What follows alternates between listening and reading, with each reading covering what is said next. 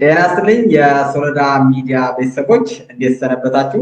ዛሬ አንድ ትልቅ እንግዳ ይዤላችሁ ቀርቤያለሁ። ወደ እንግዳዬ ከማለፌ በፊት የሶሎዳ ሚዲያ ላይክ እና ሳብስክራይብ እንድታደርጉ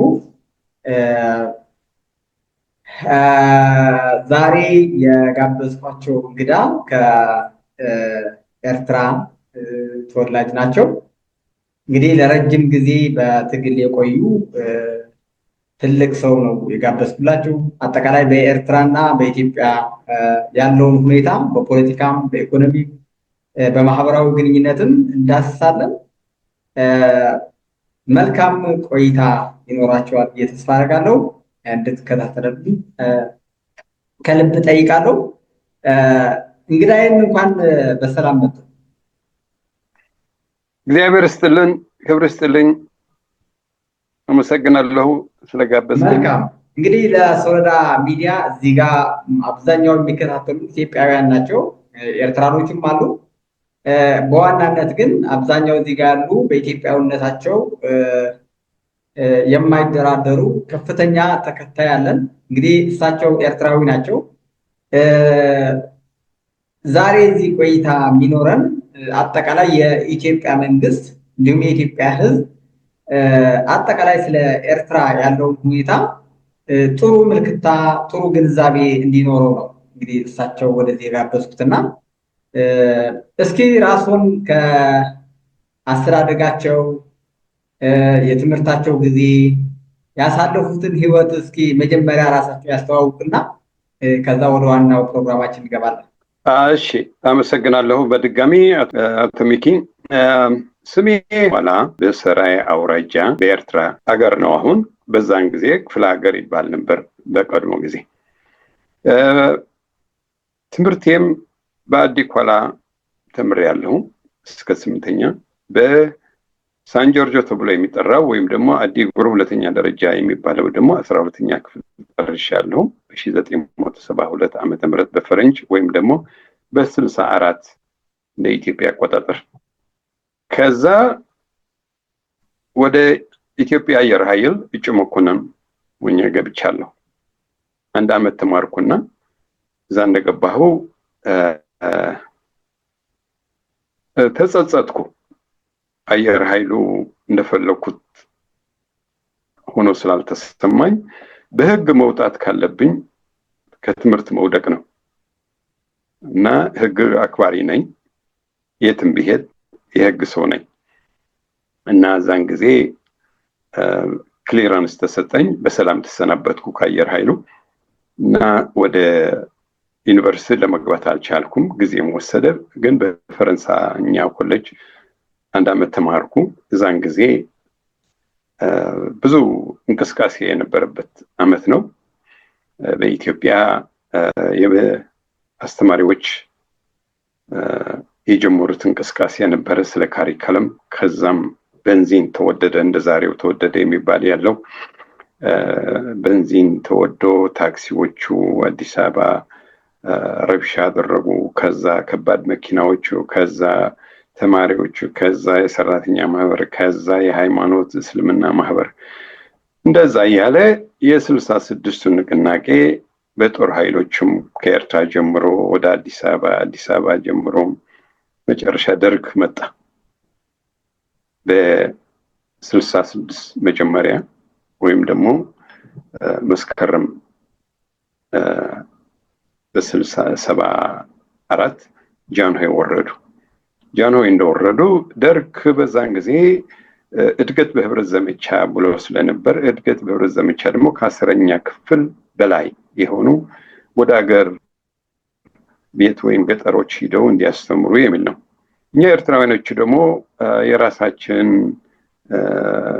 ድብቅ አስተሳሰብ ነበረን። የኤርትራ ነፃ ማውጣት ድርጅት እየተፋፋመ ስለነበር ተማሪዎቹ በብዛት ወደ በረሃ የገባንበት ዘመን ነው። በ74 ፈረንጅ ማለት ነው፣ በ67ቱ በኢትዮጵያ። ከዛ በተጋድሎ ሓርነት ኤርትራ የሚባለው ኢኤልኤፍ 1 ዓመት አገልግያለሁ። ከዛ ግን ጤንነት ምክንያት ወደ እንትንም ገብቻለሁ። ወደ ሱዳን ወጣሁና ከዛ ሱዳን 1 ዓመት ቆየሁ። ቀጥሎ ደግሞ ወደ ሳውዲ አረቢያ፣ ከሳውዲ አረቢያ ደግሞ አግብቼ 8 ዓመት የሚሆን ቆይቼ ወደ አሜሪካ መጣሁ። አሜሪካ እንደመጣሁ የባችለር ኦፍ ሳይንስ ቢዝነስ ማናጅመንት ከስትሬር ዩኒቨርሲቲ አገኘሁ። በኤምቢኤ ደግሞ በቴክሳስ ኤንኤም ላሬዶ የሚገኘው ዩኒቨርሲቲ በቴክሳስ ሳውስ ቴክሳስ አግኝቻለሁ። ያም 1995 ዓመተ ምህረት ነው። እድሜ ሙሉ አክቲቪስት ነኝ። ውጭም ብወጣም እዛም ቢሆን እዛም ስለ ኤርትራ ነጻነት ምን ስለ ሰው መብት እንዲከበር የምሰራ ነኝ። እዚህ መሀል ከኢትዮጵያውያኖች ጓደኞች ያሉ በብዛት ከማንም ጥላቻ የለኝም። ኤርትራ ነጻ እንደወጣችም ኢትዮጵያ ሄጃለሁ። ከባድመ ጦርነት በኋላም ከ2010 በፈረንጅ በኋላ 5 ጊዜ ወደ ኢትዮጵያ ሄጃለሁ። ኢትዮጵያ ለሀገሬ ነው የማከብረው፣ የምወደው፣ ህዝቡን ወደዋለሁ። ህዝቤ ነው፣ እንደ ህዝቤ ነው የምቆጥረው። ህዝቤ ነው ደግሞ በፖለቲካ አስተሳሰብ ተለያየን እንጂ አንድ ነን፣ ችግር የለንም በዛ። አሁን ባለው ሰዓት ግን በኤርትራ ነፃ ከወጣች በኋላ ከ91 በ94 ደግሞ ሪፈረንደም 93 ሪፈረንደም አድርገን ኤርትራ ሉዓላዊ ሀገር ከሆነች በኋላ ኤርትራ ህዝብ ያልታደለ ህዝብ ነው። እርግማን አለን ብዬ አምናለሁ። ምክንያቱ የቋቋምነው መንግስት ለኤርትራ ህዝብ የማይሆን ለኤርትራ ህዝብ ሊያጠፋ የመጣ ስርዓተ መንግስት የሌለው የማፊያ ስርዓት የሚሰራ ዶኩመንቴሽን የማያም በቃል ብቻ ትዕዛዝ የሚሰጥ ለሀገሪቱ ደግሞ በጥላቻ አይን የሚገዛ በረሃብ በድንቁርና ትምህርት መዝጋት፣ አዋቂ ማጥፋት፣ ማሰር፣ መጨፍለቅ ይሄ ሆነ መንግስት ነው። ይሄ መንግስት ተጨማሪ ደግሞ ካልት ሊደር ነው። ህዝብ ያሳብዳል፣ ያሳምናል። እና ኢፒኤልኤፍ የሚባለው ልክ እንደ ሃይማኖት ነው። ህዝቡ በቃ አንድ የካመነ ልክ ቫይረስ እንዳለብህ ትሆናለህ ማለት ነው። አትወጣም። ከዛ መውጣት ከባድ ነው። እና እሱ ነው ችግር ያለን። የኤርትራ መንግስት የህዝብ የሰው ጠላት፣ ሰው በሰላም ለመኖር የማይጓጓ ሰው በጽዳት ለብሶ ጥሩ ምግብ በልቶ ጥሩ ቤት እንዲያድር የማያምን በመጨቆንና በመግረፍ የሚኖር ስርዓት ነው ያለን። እኔ እሱ ደግሞ ተቃዋሚ ነኝ። አሁን በነጻነት ጊዜ ደግፈው ነበር።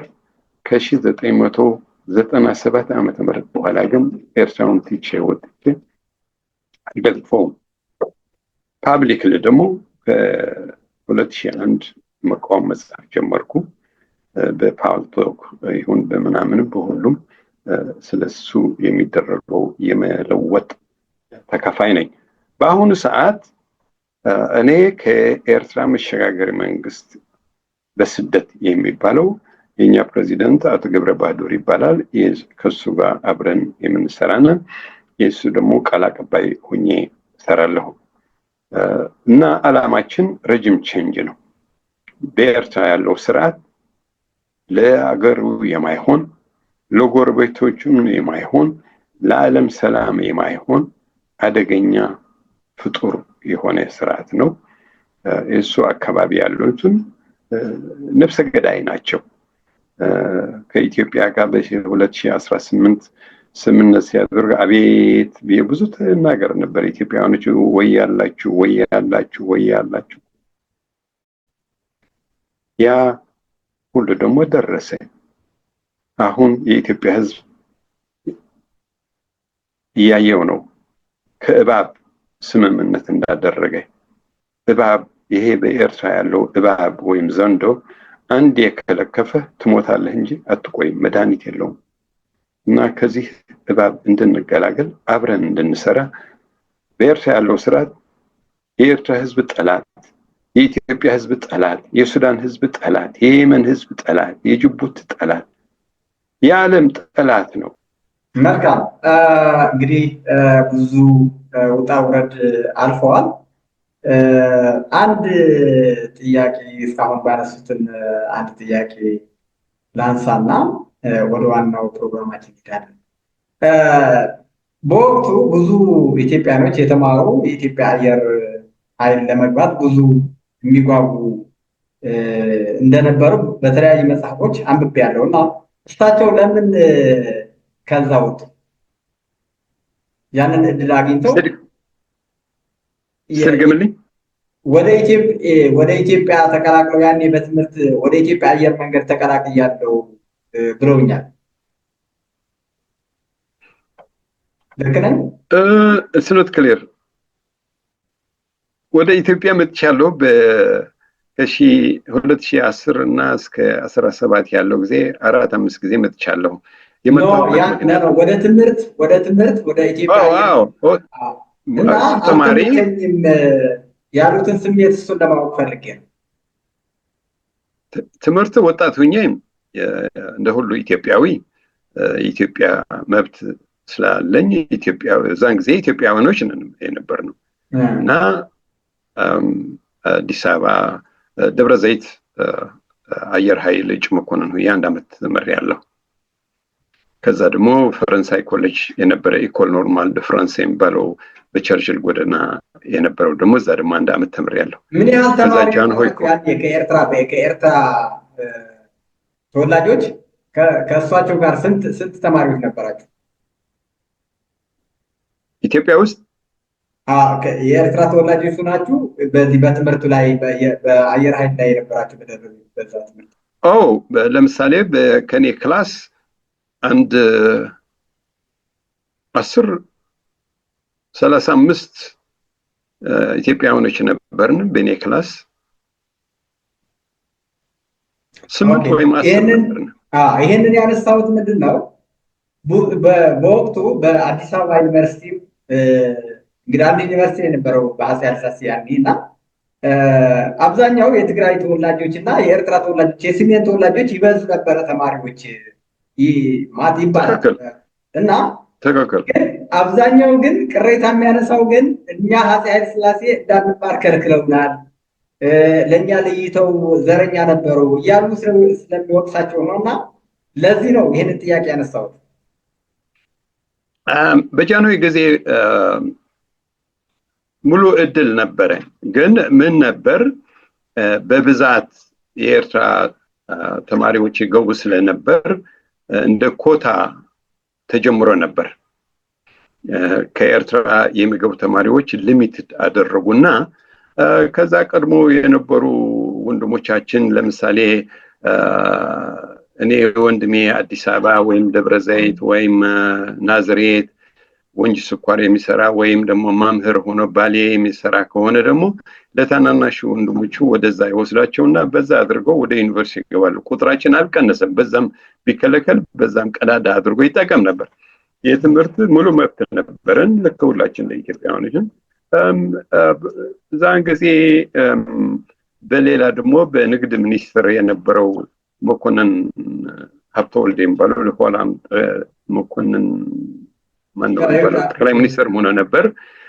እሱም እንዳልካቸው መኮንን የሚባለው እሱ እውነት ይሁን ውሸት አላውቅም፣ ግን ሴርኩላር ጽፎ ለዛ የነበሩ የውጭ ኩባንያዎች ኤርትራዎችን እንዳትቆጥሩ ብሎ ከለከለን የሚል ወሬ ነበር። እውነት ነው ውሸት አላውቀውም፣ ወረቀቱም አላነበብኩትም። ግን እዛ ደግሞ ለፕሬቴክስት ለኤርትራ ነፃነት እንቅስቃሴ እንዲተባበር ሊሆን ይችላል ዛን ጊዜ የነበረ እና እኛ ኤርትራኖች በኢትዮጵያ ደግሞ ትንሽ መጥፎ የነበረ ምንድነው ይሄ የጥላቻ በትግራይ እኛ በኢትዮጵያ ትግራይ እና ኤርትራ አንድ ነን፣ ትግሬ ነው የምንባለው እና ወደዛ ስደት ለስራ ሲመጣ ለትምህርትም ሲመጣ እዛ የነበሩ የቀድሞ ኤሊቶች አንዌልካም ነበሩ ለማለት ይቻላል። እነዚህ ትግሬዎች መጡ ሀገራቸው አድርቆ ሀገራችን ሊያድርቁ ነው የሚል ጥላቻ እና ያ ሳታውቀው ሁለተኛ ዜጋ እንድትመስል ያደርግሃል። በተለይ እኔ አንዴ የቆጨኝ በጃንሆይ ጊዜ በዘውድ ዋንጫ የሚባለው ጃንሆይ ዘውድ የጫኑበት በኖቨምበር ነበርና ኦክቶበር ነው ኖቨምበር በአዲስ አበባ ስፖርት ክፍለ ሀገሮች ሲጫወቱ መጨረሻ አሸናፊ ሆነው የሚወጡ ሸዋና ኤርትራ ናቸው። ሸዋና ኤርትራ ውድድር ሲያደርጉ በአዲስ አበባ የቀድሞ ስታዲየም በዛ ጥላ ያለው ጃንሆይ የሚቆይበት እዛ የመሀል ሀገር ሰው የሆነ ይቀመጣል። በዛ አክሮስ የሚሆን ደግሞ ካታንጋ ይሉታል ትግሬ የሆነ እዛ ይቀመጣል። እና ዛን ጊዜ ሁለቱም ሲጫወቱ በዛ በጃንሆይ አካባቢ የነበሩ ሰዎች ቢምቢ ቢምቢ ይሉን ነበር። ቢምቢ ማለት ለኛ እንደ ሞስኪቶ ማለት ነው። እና ኢትዮጵያ ሀገሬ አይደለም ቢምቢ ነኝ የምቆጠረው የሚል ስሜት አደረብኝ። ከዛ ወደ ኤርትራ ነፃነት የሚባል አስተሳሰብ መቀላቀልን ገባሁበት። እንደዛ ነበር። ግን የትምህርት እድል ነበረን። አሁን እዚህ በሙሉ የኤርትራ ውጭ ሀገር ያሉ ዶክተር ምናምን የሚባሉ በሙሉ ከኢትዮጵያ ስኮላርሺፕ የመጡ ናቸው። በደርግ ጊዜም ስኮላርሺፕ ወደ ራሽያ ወደ ቼኮስሎቫኪያ የተላኩ የተማሩ ብዙ ሰዎች አሉ። እዛ በደርግም በጃንሆይም የትምህርት እድል ነበረ። በደርግ ጊዜ ለኤርትራ ተንቀሳቃሽ የሚባሉ ልክ ጨካኝ ነበር፣ ያስራቸዋል፣ ይገድላቸውም ነበር።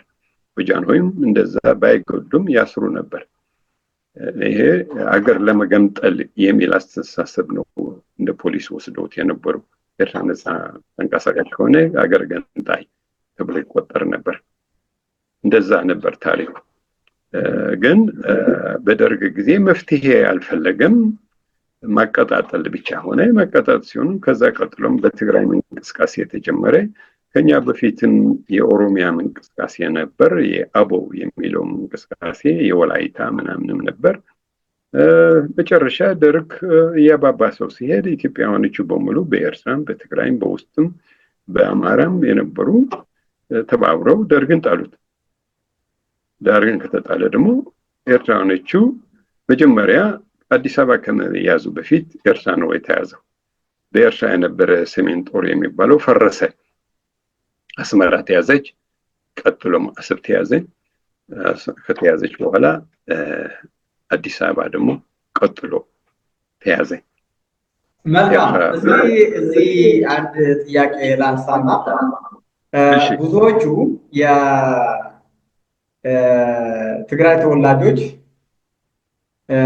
የኤርትራም ተወላጆች በተለይ አሁን ፍትህ የሚጠይቁ በተለይ በፍትህ ጠያቂዎች ነፃነት ያስፈልገናል፣ አሁንም ህዝባችን ባርነት ውስጥ ነው ያለው፣ እየጠፋ ነው፣ ህዝባችን ዲሞክራሲያዊ ስርዓት ያስፈልገዋል ብለው ትግል የሚያደርጉ በሁለቱም ወገን በኤርትራም በትግራይም ያሉ እነዚህ ህወሓትና ሻዕቢያ ባይፈጠሩ ይሻል ነበር የሚሉ አሉ።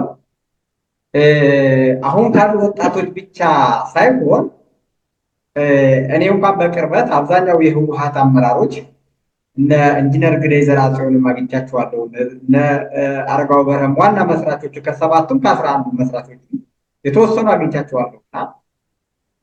ባይፈጠር ይሻል ነበረ፣ ይህንን ትግል ባንጀምረው ይሻል ነበረ፣ የባሰ ነው ለህዝባችን እልቂት ያመጣለት በወቅት የነበረው ችግርና አሁን እኛ የፈጠርናቸው ድርጅቶች ያመጡትን ችግርና ጣጣ ግን ሊመጣጠን አልቻለም።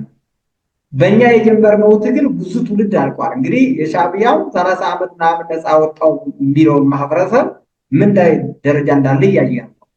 የ11 ለካቲት የተመሰረው በትግራይ ነፃ አውጪ ብሎ ህወሓት ብሎ የመሰረተው ራሱ ታሓት የሚለው ለ17 ዓመት ትግራይ ውስጥ ጦርነት ቀጠና አድርጎ ከ60 ምናምን ሺህ በላይ ህዝብ አልቆ ወጣት አልቆ ማህበረሰቡ ለ17 ዓመት በጦርነት ቀጠና አድርጎ መጨረሻ ላይ አሁንም እንደምናየው አፄ ኃይለ ሥላሴ የሚሆን መንግስቱ ኃይለ ማርያም አፄ ምኒልክ የሚሆን በጣሊያን የነበረውን ጦርነት ያልጨረሱትን ህዝብ ነው እንግዲህ በእነዚህ ያለቀውን ህዝብና በእኛ እንቅስቃሴ የተጀመረውን ትግል በዛ ውስጥ ያለቀውን ህዝብ ይበዛል ተደምሮ ራሱ በኢትዮጵያና በኤርትራ የነበሩ ጠላቶችም ከጨረሱት ህዝብ በላይ ይበዛል የኛና ይህን እነዚህ ድርጅቶች ባይፈጠሩ ይሻል ነበር ብለው የሚያነሱ ድምዳሜ የሚሰጡ ሀሳቦች አሉና እሷቸው እንኳን ተፈጠሩ ከሚሉ ነው ወይስ እንኳን አልተፈጠሩ እነዚህ ሰዎች ባይፈጠሩ ይሻል ነበር ከሚሉ ወገን ናቸው? አንዴ ወደዛ ለማለት አሳሰብ ልትስማማ ትችላለህ። ሆኖም ግን በዛን ጊዜ ምን ምርጫ ነበር? አየህ ኢትዮጵያ ተመልሰን እንያት። ለምሳሌ እኔ ወደ ትምህርት ቤት በነበርኩ ጥናት አንድ ስለ ኮሪያና ስለ ኢትዮጵያ አንድ ጥናት አድርጌ ነበር። ያጠናሁት ጥናት ምንድነው? ኮሪያና ኢትዮጵያ ተመሳሳይ መልክ ናቸው። ኮሪያ በጃፓን ተገዝታ ነበር፣ ኢትዮጵያም በጣሊያን ተገዝታ ነበር። ከዛ በኋላ በአላይድ ፎርስ ነው ሁለቱም ነፃ ያወጡ እና ኮሪያ ያለፈችው መንገድ ስታይ ኢትዮጵያ ደግሞ ከጃንሆይ መልስ ያለችው ኢትዮጵያ በሞቶ እጥፍ የበዛ የከብት የፍየል ሀብት ነበራት። ኢትዮጵያ መሬቷ የእርሻ ነው። ኢትዮጵያ ማዕድን አላት፣ የተፈጥሮ ሀብት። ኢትዮጵያ ቱሪዝም አትራክቲቭ ሀገር ናት። ኢትዮጵያ ህዝቧ ትንሽ ነበር፣ ህዝቡ ደግሞ ሀብታም ነበር፣ ባላገሩ ሀብታም ነበር። ግን የጃንሆይ መንግስት እስከሚወድቅ ድረስ ያደረገው እድገት ምንም የለም፣ የሚመዘን ትንሽ ነው፣ በኃይል ትንሽ ነው። ትምህርት ቤት አንድ ዩኒቨርሲቲ ነበር። እኛ በ1972 ዓመተ ምህረት ወደ ዩኒቨርሲቲ መግቢያ ፈተና ስናደርግ 57,000 ተማሪዎች ነበር። ከዛ 1,500 ነው ያለፈው። ከዛ ደግሞ ክሪስማስ ግራጁዌሽን ብሎ ያባረሃል። ትምህርት እድል ከለከለ ነበር። ወንዶች 10 ጋሻ መሬት 20 ጋሻ መሬት ይሰጥ ነበር። አያርሱትም ደግሞ ነበር። መጨረሻ እዛ የነበረው ኦልተርናቲቭ ምንም ልትቀይረው አትችልም። አሁን ኦዲት ስታደርግ ተመለሰህ ጥሩ አደረግን ነው ወይ መጥፎ ስትል ፕላስ ኦር ማይነስ ለማድረግ ይቻላል። ግን በዛን ጊዜ ነው ኦልተርናቲቭ። በዛን ጊዜ የነበረው ወጣት ለውጥ ይፈልግ ነበር። ለውጥ አቃጥሎታል፣ አንፋፍሞታል። ወታደርም ተስማማና ህዝቡም ተስማማ፣ ለውጥ መጣ። ለውጥ ከመጣ ግን ደርግ በዲክታተርሺፕ መልክ ያዛትና የማይሰማ ምክር የማይቀበል ስለነበር አምባገነኑ መንግስቱ መጣ። መግደል፣ መጨፍጨፍ፣ መርገጥ፣ ህዝቡ በፍርሃት ተይዘው ውሸታም ሆኖም እንዲኖር አደረገው። ግመል አይበርም። በደርግ ጊዜም ግመል ይበራል ካለ ነው እውነት ነው። ጓድ ሊቀመንበር እንዳሉት ትክክል ነው። በሬም ይበራል ይወልዳል የሚል አስተሳሰብ ያዘው። በለውጥ ጊዜ በደርግ ትንሽ ጥሩ ነገር ያደረገው ካለ ሁለት ነገር አመሰግናለሁ ደርግ። አንድ መሬት ማስተካከል ባደረገው የመሬት ጉዳይ፣ ሁለተኛ ደግሞ ብዙ ተማሪዎች ወደ ሶቪየት ዩኒየን፣ ወደ ኩባ፣ ወደ ኮሙኒስት ሀገሮች ላከ። የትምህርት በር ከፈተ። ሌላ ግን ምን በፍትህ ምንም የለም። ምንም ኢንስቲትዩሽን የሰራ የለም። ጨቋኝ ነው፣ ፍትህ የለውም። ኮረፕት ሀገር አደረገው። ኦኬ። እና ምን ምርጫ ነበር? ምርጫ ነበር። ሌብነት ነበረ። እኔ በደርግ ጊዜ ሌብነት ነበር እንደዚህ እንዳሁን ነው። ምክንያቱም እዛን ጊዜ አሁን ኦዲት ስታደርገው ወደዛ ግን እዛን ጊዜ ባንንቀሳቀስ ነው፣ ዳርግ ባይመጣ ኖሮ፣ ይሄ የኤርትራ ነፃ አውጪ ባይመጣ ኖሮ፣ የትግራይ ነፃ አውጪ፣ የኦሮሚያ የምናምን ባይመጣ ኖሮ አሁን ያለንበት አንደርስም ነበር። ዋጋ መክፈል አለበት። ለሁሉም እኮ ሪስክ ነው። እዛን ጊዜ ደግሞ ይሄን ይመጣል ብለህ አታስብ። ስለዚህ አሁን በተጨባጭ በአሁኑ ሰዓት ኤርትራ ቅድም ያነሱትን አለ ህገ መንግስት የለውም፣ ስርዓት የለውም። በኤርትራ ከስረናል። በሁለቱ ነው የምንጠይቃቸው። በኤርትራ ከስረናል። ለሁለቱም ልጠይቀው እንግዲህ አያይዘው ነው በሁለቱም ነበረ ጥያቄ የጠየቁትና ለመክፈት አትችልም። ሁለተኛ ከሁለት ሰው በላይ አብረህ ለመሄድም አትችልም፣ መሰብሰብ አትችልም። 4 ሰው ከሆንኩ ፖሊስ መጥቶ ይበትናል። እሱ ገብቶኛል። ታስባለህ ተብለም ትታሰራለህ፣ ታስባለህ ተብለም ትገደላለህ። ሰራዊቱ ገዳይ ያደረገው ኦኬ፣ አገሪቱ ወደ ወታደር ቀየራት። ከ17 ዓመት በላይ ባለፈው ሳምንት ይሄ የሳዋ ትምህርት ቤት ያስመረቀው 30 ዓመቱ አከበረ። የመጀመሪያዎቹ 30 ዓመት አከበሩ። በዛን ጊዜ 30 ዓመት 18 ዓመት የነበረው 30 ብትጨምርበት 48 ዓመት ሆኗል። አርጅተዋል። በዛ መልክ ደግሞ ሲስተማቲካሊ ህዝቡ አግብቶ እንዳይወልድ ጄነሬሽናል ኤክሶዶስ፣ ጄነሬሽናል ማሳከር፣ ሲስተማቲክ ማሳከር በኤርትራ ታይተዋል። ብዙ ሴቶች ሳይወልዱ አርጅተዋል። ብዙ ወንዶች ሳያገቡ አርጅተዋል። እና በኤርትራ ቶታሊ ኮላፕስ ክሳራ ነው። ለዛ ነው ሬጂም ቼንጅ የምንለው። ለዛ ነው ለኛ ብቻ ሳይሆን ደግሞ ግፍነቱ አልፎ ተርፎ ለጎረቤቶችም እንደ ቫይረስ መልካም። እንግዲህ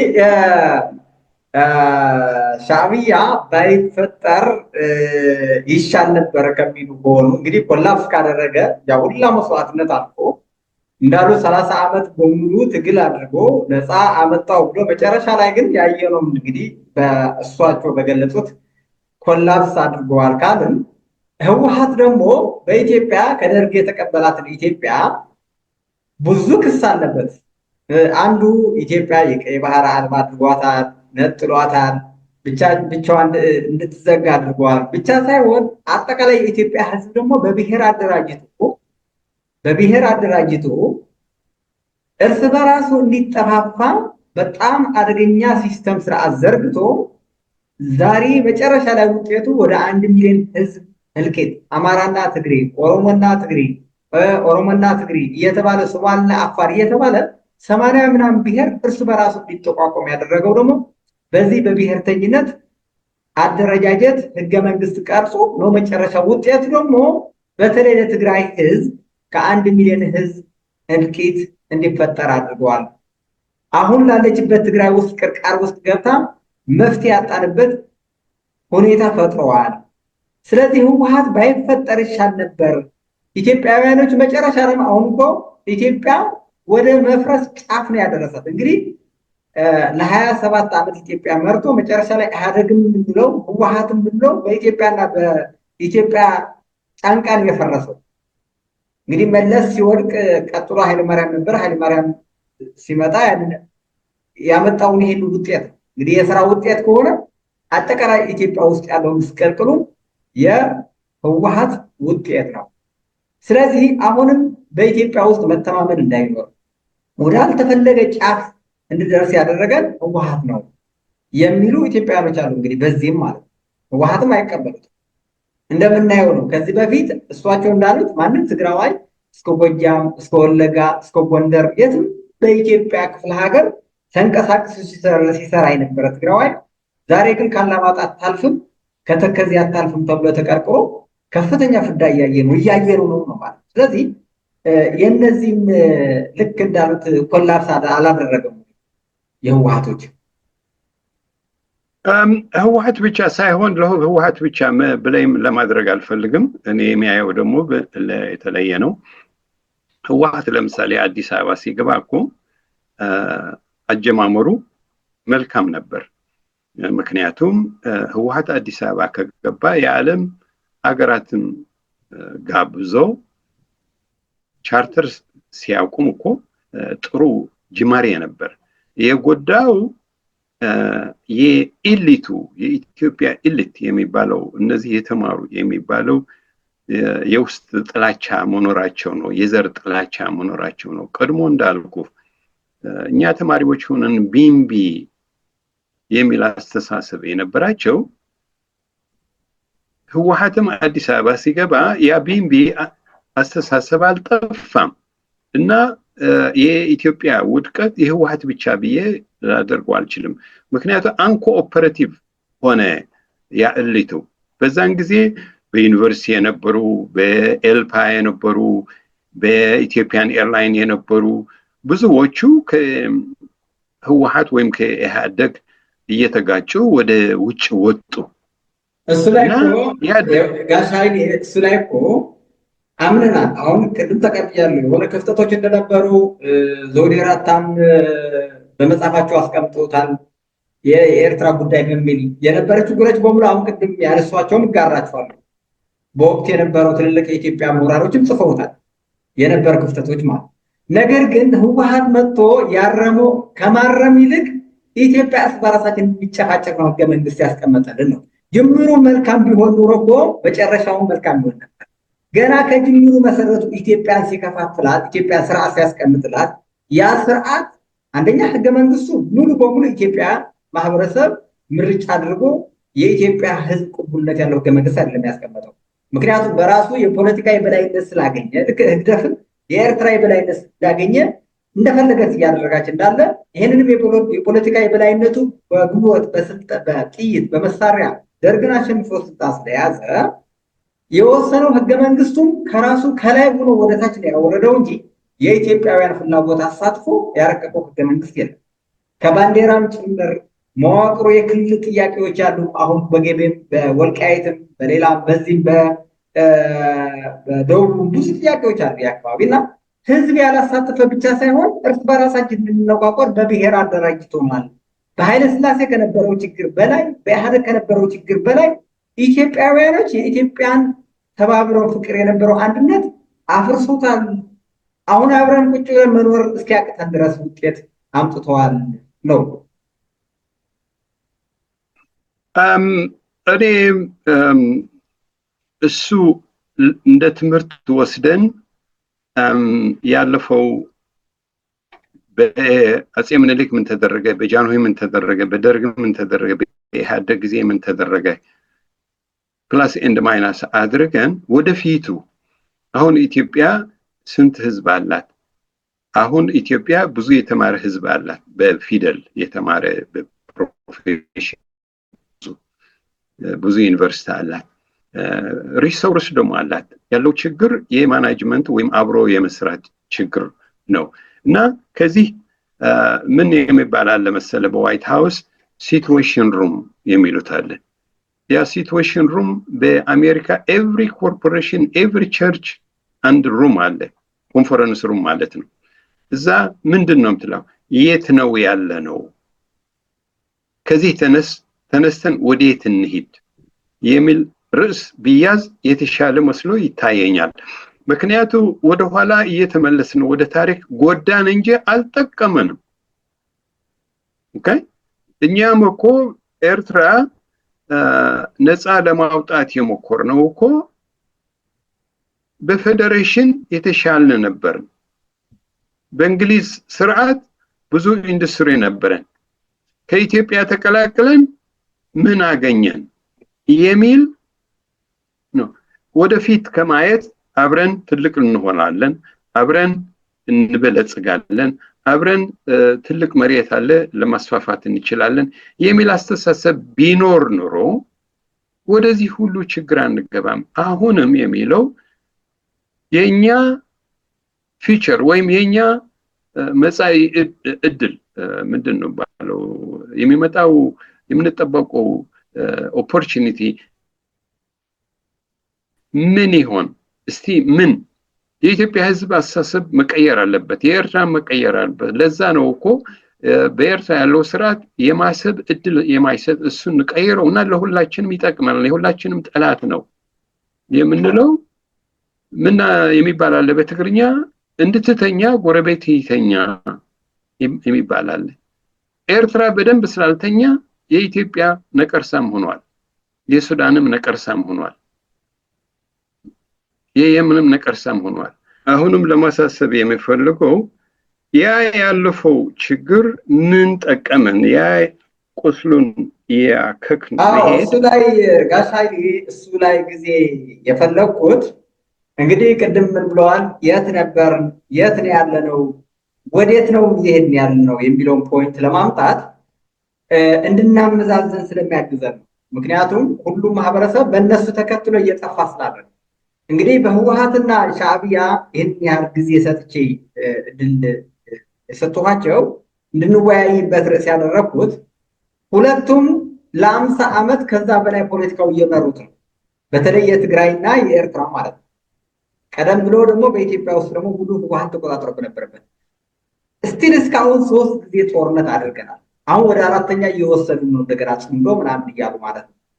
ይህንን ለማየት ማህበረሰቡ ከነዚህ ተላቆ እንዲያስብ ከነዚህ ተላቆ ከዚህ ከህወሓትና ከሻዕቢያ ያለውን መንገድ ራሱን ነፃ አውጥቶ የራሱን ከዚህ በፊት የነበረ ችግሮችን አርሞ መልካም የነበሩ ነገሮች ደግሞ ይዞ እንዲሄድ የተሻለ ነገር እንዲፈጠር ስለምፈልገው ነውና እንግዲህ አጠር አድርጎ ሀሳቡ ያጠቃልልና ወደ ዋናው ወቅታዊ አጀንዳችን እንገባለን ማለት ነው። ያ እሱ እስማማለሁ። ምክንያቱም ሁለቱም ከጥቅማቸው ጉዳታቸው በዛ እና ከነሱ ጋር አብረን እንቀጥል ወይስ የተሻለ መንገድ እንያዝ ለሚለው መወያየት አስፈላጊ ነው። በዛ ነው ያለው፣ ክሮስሮድ ነው ያለነው።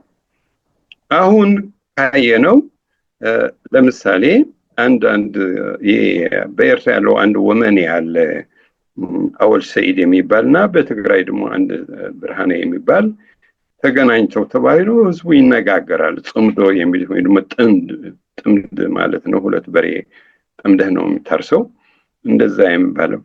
እንዴ ይሄ ሁሉ ትናንት የተደረገው ተረስቶ ነው? አብረው እውነት ነው ህወሓት አሁን ከሻዕቢያ ሊሰራ እውነት ከሆነ የእብድ ስብስብ ነው የሚለው።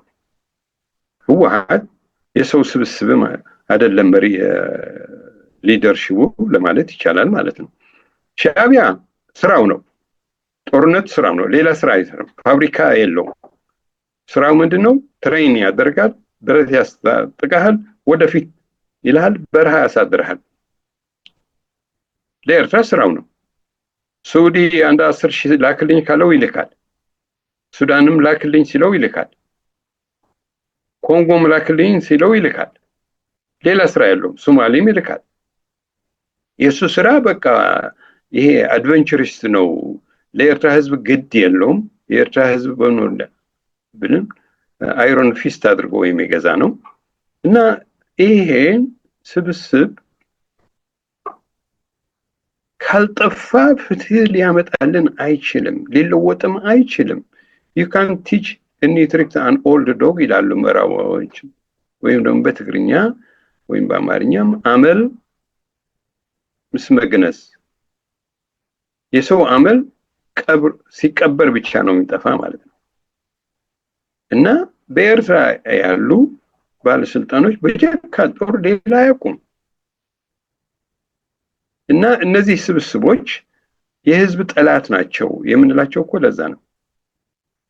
ስርዓታቸው በስም ህዝብ በስመ ነፃነት ስልጣን ይዘው ለህዝቡ ግን ወደ ባርነት የቀየሩ ስለሆኑ አይጠቅሙም። የማይጠቅም ከሆነ ደግሞ መለወጥ አለበት፣ መቀየር አለበት፣ መቀበር አለበት፣ መጥፋት አለበት። የህዝብ አገልጋይ መሆን አይገባውም። ብቃት የለውም፣ ኤቲክስ የለውም፣ ኮራፕት ነው፣ ሰው ገዳይ ነው። እና ይሄ ደግሞ ታይቷል። እና እኛ እዛ ሆርን ኦፍ አፍሪካ የምንኖረው አንድ ጠላት ነው ያለን። የሁላችን ጠላት ደግሞ ኢሳያስ ነው። ምክንያቱም ለሁላችን ሰላም የማይሰጥ በዩሮፒያን ጥናት ይደረጋል። በስዊድን፣ በኖርዌይ፣ በዴንማርክ፣ በሆላንድ፣ በስዊዝ፣ በጀርመን ትራንዚሽናል ሪፕሬሽን የሚለው የኤርትራ ስርዓት በዛ ብቻ ሳይሆን ውጭም ወጥቶ ለእኛ ለኤርትራውያኖቹ እንዴት አድርጎ እንደሚጨቁነን እንዴት አድርጎ በታትኖን አብረን ውሃ እንዳንጠጣ የሚያደርገን በሰርግና በቀብርም እንዳንገናኝ የሚያደርግ ስርዓት ነው። ይሄ እሱ የስለላ ስርዓት ከባድ ነው እና ይሄ ከርስ ይሄ ካንሰር ነው፣ በሽታ ነው። ተነቅሎ መውጣት አለብን። ለዛ የኢትዮጵያ የፍትህ ወዳጅ የሆነ እንዲተባበረን የሁላችን ጠላት ስለሆነ ደግሞ አብረን እነዚህ ይሄ ህዝብ በሽታ ነቀርሳ የሆኑ ማውጣት አለብን የሚል አስተሳሰብ ነው ያለኝ እና የሁለቱም ውጤታቸው ደግሞ መጥፎ ሆኖ ስለተገኘ ለህዝብ አገልጋይ ሆኖ ታማኝ ሆኖ ሊያገለግሉ አይችሉም። እምነት አጥፍተዋል፣ ክህደት ፈጽመዋል በህዝባቸው። መልካም አንድ ሀሳብ አንስተዋልና ባነሱት ሀሳብ ፍትህ ፈላጊዎች ለእውነተኞች ተጋግዘን ይህንን ማህበረሰብ ነፃ አውጥተን እነዚህ ኃይሎች ደግሞ ማስወገድ አለብን ነው ሀሳብ ገዝቼ ብዙ በኤርትራኖች የፍትህ ፈላጊዎች ከእናንተም ጭምር ብዙ ቅሬታዎች ያቀርባሉ። ከዚህ በፊት ከኢህአደግ ጋር ነው ህወሓትን ሲመራው የነበረው ኢህአደግ ብዙ ተቃዋሚ ፍትህ ፈላጊ ኤርትራኖች በኢትዮጵያ ውስጥ ነበሩ። ነገር ግን ህወሓትና ከሻዕቢያ ጋር ያላቸው ግንኙነት ግን የማይበጠስ ስለሆነ በዚህ የነበሩ በኤርትራ የነበሩ ተቃዋሚዎች እንደ መሳሪያ ለፕሮፓጋንዳ እንጂ ኤርትራ ውስጥ ገብተው ያንን ስርዓት እንዲቀይረው አቅም እንዲኖራቸው አያደርጉም ነበር። ሁላችንም እንደምናውቀው ማለት ነው። ሻዕቢያን በዛ በኩል ከዚህ ሸሽተው ህወሓት ሲቃወሙ የነበሩ ወደ ኤርትራ የሚሄዱ ተመሳሳይ በተለይ በትግራይ እንደ ትግራይ ሆኖ ደምሂት አብዛኛው የትግራይ ተወላጆች የነበሩበት ከአራተኛ ክፍል በላይ ያሉ እንኳን አይቀበላቸውም ነበርና መሪያቸውም ጭምር እንዲወገድ የተደረገ እዛ ኤርትራ ውስጥ ማለት ነው። እና መጨረሻ ትርጉም አልባ አድርገው ነው ተበታትነው በተለይ ከኢትዮጵያ መንግስት ለውጥ ሲመጣ ወዲያው ነው እንትን ያደረጋቸውና ትክክለኛ ያንንም በዚህ በኩል ያለው ሙሉ በሙሉ እንዲወገድ አይፈልግም። በዚህ በኩል ያለው ሻዕቢያ ሙሉ በሙሉ እንዲወገድ አይፈልግም። ይህንን አካሄድ ነበረ ከዚህ በፊት የምናየው ማለት አዲሱ መንግስት የብልጽግናን የኦህዴድ የሚመራው ብልጽግና ወይም ደግሞ አሁን ያለው ውህድ ፓርቲ በአብይ ጠቅላይ ሚኒስትር የሚመራው መንግስት ያለው በኢትዮጵያ መንግስት አያግዘንም የሚል ቅሬታ ያነሳል ብዙ አሁንም የኤርትራ እንደናንተም ጭምር ማለት ነው። ይሄ መንግስት ደግሞ በቅርበት ብዙ ጥያቄዎች ያቀርባለሁ። ማቃቸው ሰዎችም አመራሮችም በመንግስት ውስጥ ያሉ ጠይቃለሁና ለስንት ብለን ነው የምናግዘው? ከ40-30 በላይ ናቸው። እንግዲህ የተለያየ ድርጅት ይዘው ነው የሚመጡ። የእውነት የኤርትራ ውስጥ ያለ መንግስት ኤርትራ ውስጥ ያለውን መንግስት ለማስወገድ የሚፈልጉ ከሆነ የሁሉም የኤርትራኖች ጠላት ከሆነ ኤርትራ ውስጥ ያለ ለምን አንድነት ፈጥሮ አይመጡም? ለስንት ድርጅት ብለን እናግዛለን የሚል አንድ በዚህ በኩል ይነሳል።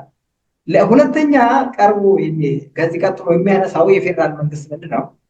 ብዙዎቹ ከሻዕቢያ ጋር ግንኙነት አላቸው። ከሻዕቢያ ግንኙነት የሌላቸው ደግሞ ከህወሓት ጋር ግንኙነት አላቸው። ከህወሓት ጋር ግንኙነት የሌላቸው ደግሞ ከሻዕቢያ ጋር ግንኙነት አላቸው። ከሁለቱም አይላቀቁም። ከህወሓት ነፃ ቢወጡም ወደ ሻዕቢያ ጋር ግንኙነት አላቸው። ከሻዕቢያ ነፃ ቢወጡም ከህወሓት ጋር ግንኙነት አላቸው። ህወሓትና ሻዕቢያ ደግሞ እንደምናያቸው አሁን ደግሞ ጽምዶ ብሎ መጥቷል። ይህንን በጣም መያዣ የሌለው ነገር በዚህ ሁለት መሰረታዊ ጥያቄ ያነሳል የፌዴራል መንግስት በዚህ በኩል ያለው አሁን ማለት እናንተ ደግሞ ድጋፍ አይደረግም የሚል ብዙዎቹ ያቀርባሉ።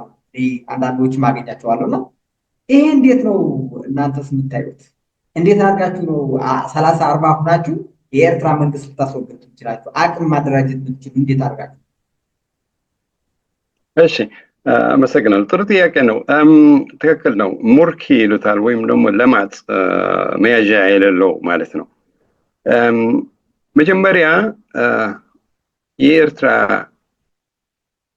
ገዢ ያለው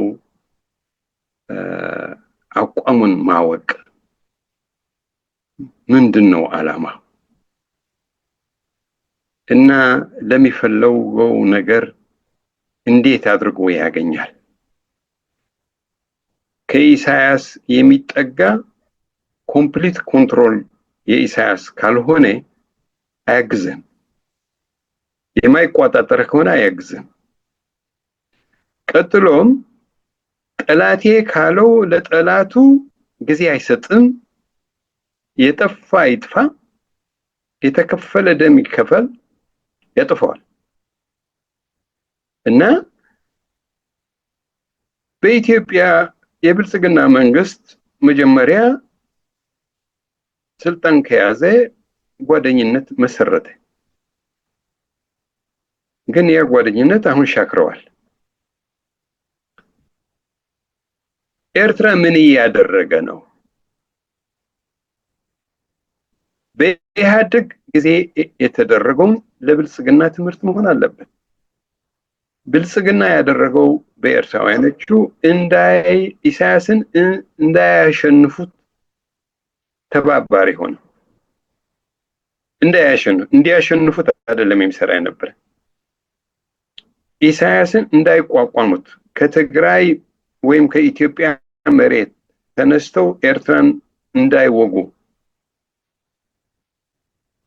እና በሬፊጂ ካምፕን ገብተው ረክሪት እንዳያደርጉ፣ እንዳይመለምሉ፣ እንዳይገቡ ይከለክላቸው ነበር። ኢህአዴግ የተሳሳተው ብልጽግና መንግስት መሳሳት የለበትም፣ መድገም የለበትም። ብልጽግና አቋሙ ክሊር ማድረግ አለበት። ይሄ የኤርትራ መንግስት ወዳጁ ነው ወይስ ጠላት? ማስቀመጥ። ጠላቴ ካለው ጠላቴ የሆነው እንዴት ነው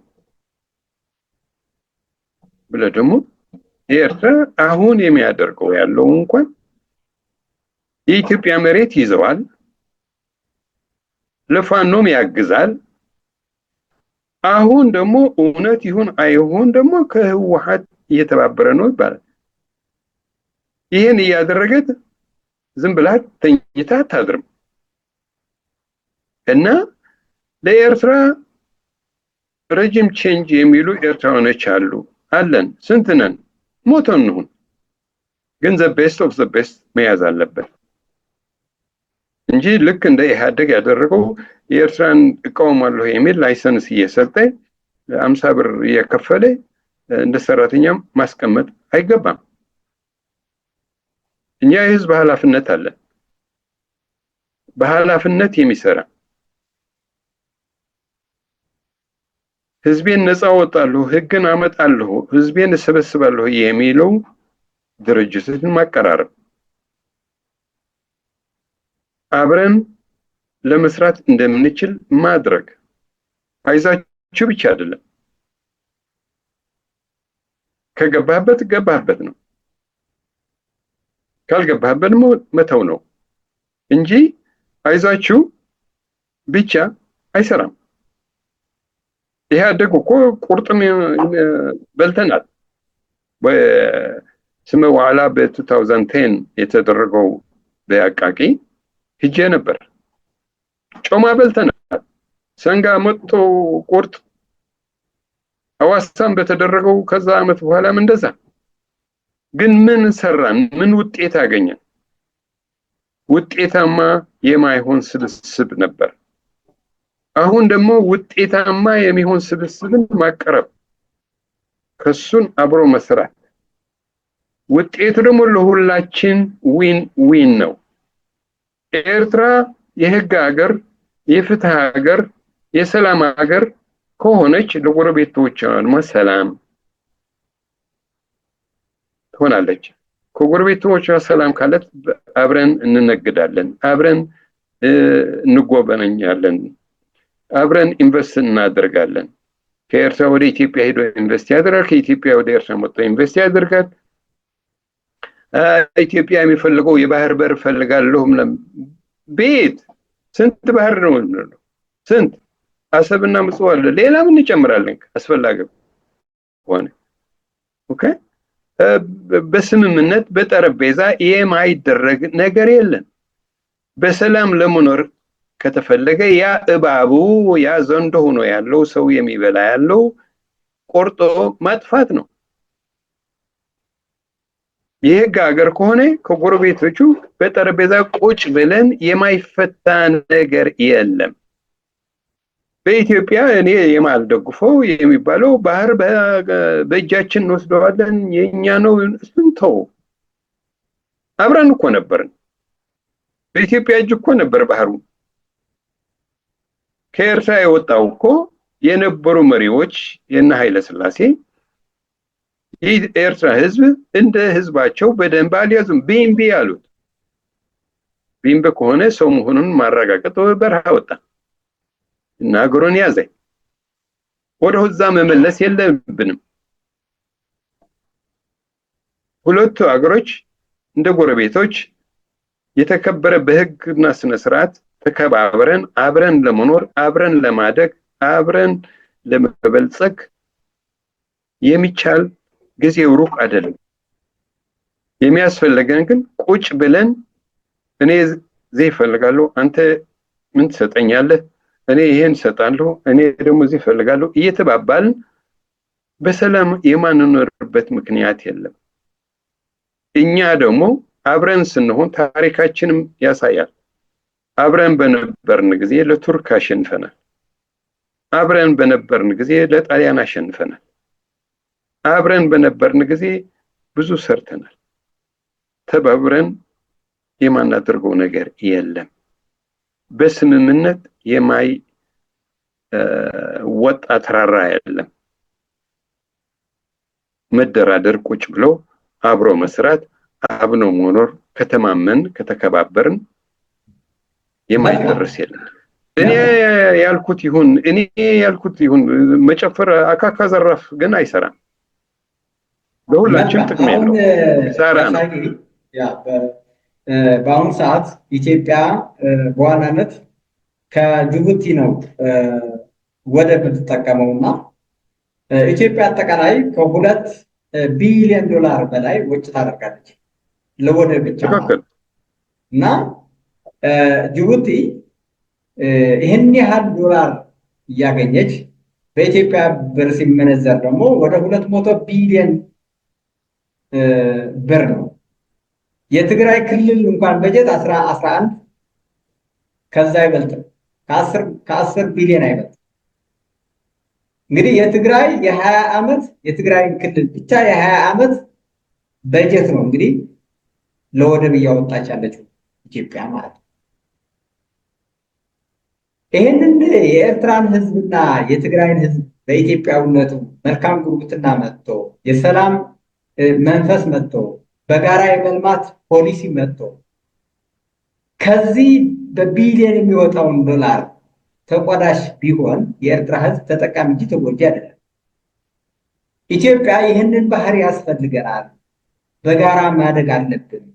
ይሄ 100 ሚሊዮን 150 ሚሊዮን ህዝብ ተጠቃሚ ሲሆን ኤርትራም ትጠቀማለች፣ የኢትዮጵያ ህዝብ ይጠቀማል የሚል ነው። እንግዲህ ባለፈው በፓርላማም የተናገሩት ጠቅላይ ሚኒስትር ይህን ነው። እሳቸው ተከትሎ የሚያራግበው የሚሳደበው ዘራፍ የሚለው እሱ እንደ ግለሰብ የሚያነሱት ሊኖር ይችላሉ። ግን ትክክለኛው በኢትዮጵያ ፓርላማ ወጥቶ ከ540 በላይ ተወካይ ያለበት ፓርላማው መጣል እና ይቅርታ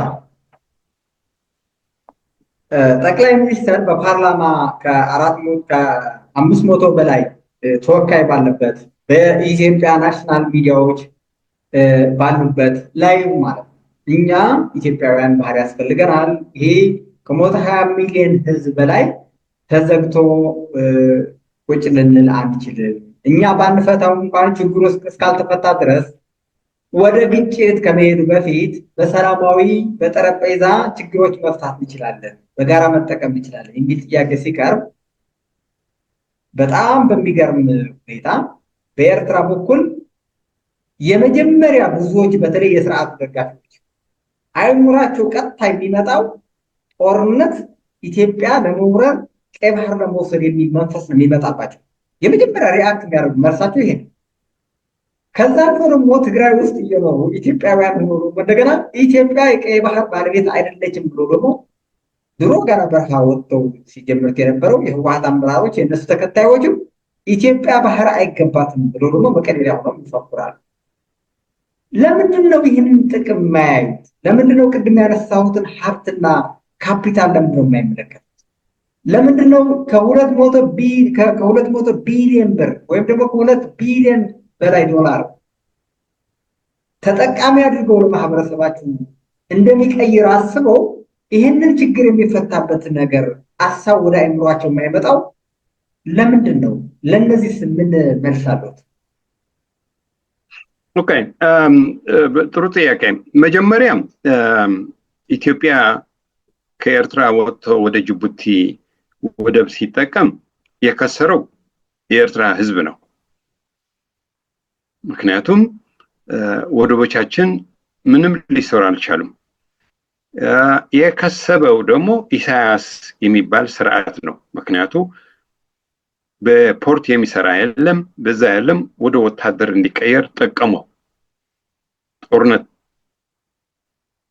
ስለፈለገ ህዝቡ ወደ ሚሊታሪ አድርጎ ፍርሃት እየመገበ መጡብህ እያለ ለምሳሌ 2 ቢሊዮን አልከው እንጂ ከዛ በላይ ነው።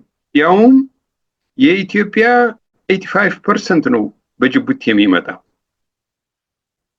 ኦኬ፣ በአሰብና ምጽዋ በዛም እንደ ቁጥር በ2 ቢሊዮን የምንወሰደው ከ1998 ግንቦት ወር ጀምሮ እስካሁን ስንት ዓመት ነው?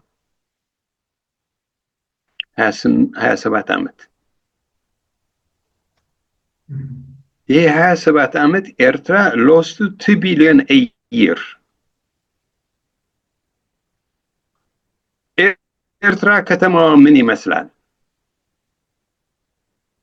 ሂስቶሪካል ሚውዚየም አስመራ፣ ምጽዋ፣ አሰብ መቃብር ያሉ ነው የሚመስለው። የኤርትራ ህዝብ ከሰረ፣ የኤርትራ ህዝብ ተራበ። አሁን ኢትዮጵያ በጠቅላይ ሚኒስትር አብይ ያለው በሰላም የሚለው ቀባለዋል። እኔም እዛ ነው የምንብለው። በሰላም እንገባለን። ያ we can give you anything you want ቁጭ ብለን በጠረጴዛ። ግን እሱ ከባህር መጀመሪያ እባቡ መውጣት አለበት። በኤርትራ ያለው ዘንዶ እስካለ ድረስ ሆርን ኦፍ አፍሪካ የሚባለው ሰላም የለውም። ሱዳን እኮ ጦርነት ከመጀመሩ ከሐሚቲ ጋር ተነጋግሮ መርቆ ነው የላከው። እሳት ከተለኮሰ እሱን ክዶ ከብርሃን ጋር ሆነ። ፓትሪያርክ የእሳት ፓትሪያርክ ነው እኮ ኢሳያስ።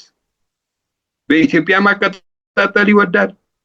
ተናግሮታል ደግሞ ኢትዮጵያ አፍርሰን ነው የምንገዛው ብሏል። ለምንድን ነው የኢትዮጵያ ህዝብ ሊገባው የማይችለው? እና ኢትዮጵያ ከኢሳያስ ተስማምታ ምንድን ነው ያገኘችው? ምን? ዶክተር አብይ ከኢሳያስ ጋር ተስማምቶ ያገኘው ውጤት ምንድን ነው? በአሁን በአይናችን ያየነው ነው። አሁን ተመልሶ ትናንትና አብይ መሪያችን ነው ይለው የነበረ አሁን ያጭሎ ነው የሚለው ያለው እና በአዝማሪ አድርጎ ነው የሚያሳድበው ያለው። ይሄ ማፊያ ስርዓት ህግ አልባ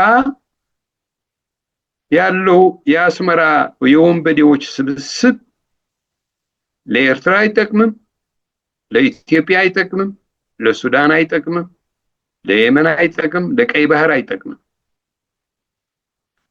ኢትዮጵያ በሰላም ፈልጋለሁ ዌልካም። ምክንያቱም እኛ ምን ያደርገልናል? ለቦች ኢትዮጵያ ካልተጠቀመች ምን ይሆናል? እየሞተ እኮ ነው ያለው አሰብ፣ ምጽዋ፣ አስመራ። ኢትዮጵያ ከተጠቀምበት ግን 2 ቢሊዮን አልክ። ምክንያቱ ዲስታንስ አለው። ጅቡቲ ሩቅ ነው። ከአሰብ ተጭኖ ከባድ መኪና አዲስ አበባ ያድራል። ከምጽዋ ተጭኖ ሽሬ ያድራል። ለጎንደር እና ይሄ የአስመራ ስብስብ የወንበዴ ስብስብ ለማንም ስለማይጠቅም ለኢትዮጵያ መንግስት ያለን ጥያቄ ምንድን ነው ካልከኝ የኢትዮጵያ መንግስት ግልጽ ማድረግ፣ ይሄ ሬጂም ቼንጅ የምንለውን መቀበል፣ ኦፊሻሊ ደግሞ መግለጽ። በሰርድ ፓትርያርክ አድርጎ ጽሑፍ አቅርቦ ነበር በፕሬዚደንት ሙላቱ ምናምን የሚባለው። እሱን ኦፊሻል ማድረግ ጀነራል ጻድቃን የጻፈውም ነበር። እኛ አብረን ለመስራት ተዘጋጅተናል። የኢትዮጵያ አቋም ግልጽና ግልጽ ሆኖ በኤርትራ ሬጂም ቼንጅ የሚባሉ እንደግፋቸዋለን የሚለውን ከያዘ ከኛ አብሮ መስራት ከፈለገ እኛ ዝግጁ ነን። ኤርትራኖቹ ብዙ ናችሁ የሚለው ይሄ የኢህአዴግ ቅኑ አስተሳሰብ ያልሆነ ነው። ከነዛ ብዙዎቹ ደህና የሆኑ ሰዎች አለን፣ በስራችን እናሳየዋለን። እኛ የኤርትራ መሸጋገር መንግስት በስደት የምንባለው በዲፕሎማሲያ ጥሩ ይዘት ይዘናል። ለኢትዮጵያም ይጠቅማል፣ ለሁላችንም ይጠቅማል። እኛ የምንለው በሰላም ለመኖር ከሆነ ጎረቤታችን ቀይ ባህር በደንብ አድርገን እንጠብቀዋለን፣ ከአውሬ ከወረበላ ነፃ እናደርገዋለን። ለዚህ እደግፋለሁ የሚል ካለ የኢትዮጵያ መንግስት አብረን ለመስራት ችግር የለን። የኢትዮጵያ መንግስት ደግሞ ማወቅ ያለበት የኤርትራ መንግስት ጠላቱ መሆኑን ማመን አለበት። በተጨባጭ ከያዝነው አሁን ጽምዶ የሚለው ወይም ደግሞ ጥንድ የሚባለው በዛ በወመኔ አልሲድ አድርጎ የጀመረው ከህወሓት ይሄን ይጠቅማል ወይ? አንድ ሁለተኛ ወደ ፋኖ ሶስተኛ የኢትዮጵያ መሬት ይዟል እና ይሄን የአልጀር ስምምነት የሚባለው በራሱ ነው።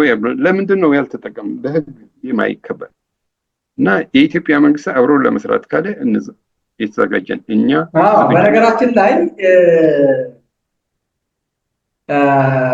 ትግራይ ውስጥ ላለመረጋጋት ቲፒኤልኤፍም አንድ አቋም እንዳይዝ ከሁለት ተሰንጥቆ ጊዜው አስተዳደር የጌታቸው ረዳ የነጻልቃንም የነበረው እንቅስቃሴ እንዳይቀጥል የቀለበሰው ግማሽ ተቆርጦ ወደ ሻዕቢያ ስለተጠጋ ነው። የሻዕቢያ ደግሞ ለነሱ ድጋፍ የሚሰጥ ስለሆነ እንቅስቃሴው ወዲያው ሲቀበላቸው አጠቃላይ የትግራይ ፖለቲካ ከሁለት እንዲሰነጠቅ አደረገው ማለት ነው። ስለዚህ በኢትዮጵያ ውስጥ ፖለቲካ ጣልቃ ገብቶ ለዚህ አሁን ላለው ጥቅም የራሱን እጃም አለው ማለት ነው። እንዳሉት ፕሪቶሪያን ተግባራዊ እንዲሆን ደግሞ ሻዕቢያ አሁን በትግራይ የኢትዮጵያ ሉዓላዊነት መሬት አለ። ባድሜም የኢትዮጵያ ሉዓላዊነት መሬት አንዱ የጦርነት ምክንያት ነው። በፋኖ ያለውም እንደዛ ተመሳሳይ በአንድ ሀገር ጣልቃ ገብቶ መሳሪያ የሚያቀርብ ከሆነ በፖለቲካ ልዩነት እንዲፈጠር እንዲሰፋ የሚያደርግ ከሆነ እንግዲህ አንዱ ጦርነቱ ይሄ ነው መነሻ ሊሆን የሚችለው ማለት ነው። ስለዚህ እንዳሉት ግልጽ ነው እየሄደበት ያለ የሻዕቢያን የኤርትራ ማፊያ ግሩፕ እንዳሉት ሁሉም እየሰራ ነው ያለው። እንግዲህ እስኪ ወደ ሌላኛው ጥያቄ ልግባና ቅድም የተወሰነ አነስተውታል። አሁን ጽምዶ የሚል እንቅስቃሴ እያደረጉ ነው። ይህን ጽምዶ የሚለው እንቅስቃሴ የእውነት የህወሓትና የሻዕቢያ ነው ወይስ አይደለም? የሁለቱም ደጋፊዎች ናቸው እንግዲህ ጽምዶ እያሉ እየተገናኙ ያለ። ቅድም አወል ስዒድ የሚባል ይሄ ሰው ያጣ ሰው ብርሃነ የሚባል ተገናኝተው ህዝቡ እያወዛገቡት ነው እንግዲህ እና ይህንን ጽምዶ የሚባለው እስከየት ድረስ ሊዘልቅ ይችላል? ቢሳካላቸውና ህወሓትና ሻዕቢያ ባንድ ላይ ሆነው ድሮ ደርግ አሸንፈነዋል፣ አሁንም የአብይ መንግስት እናሸንፈዋለን ይላሉ። ድል ቀንቷቸው አንድ ላይ ሆነው እንደገና ልክ ደርግ እንዳሸነፉት ቢያሸነፉት እንኳ ከዛ በኋላ ወዴት ነው? በዚህ ላይ እስኪ አጠር አድርጎ አስተያየት። እሺ፣ ይሄ ጥንዶ የሚባለው እኔ ሲያየው በኢትዮጵያ ጦርነት ማወጅ ነው። ምክንያቱም ትግራይ ኢትዮጵያ ነው። ትግራይ በፕሪቶሪያ ስምምነት ጦርነቱ ያቆመው መብቱ የሚያከብረው በዛ ነው። ግን ኤርትራና የትግራይ ህወሓት ግንኙነት ማድረግ በኢትዮጵያ ኢንተርፈር ማድረግ ነው።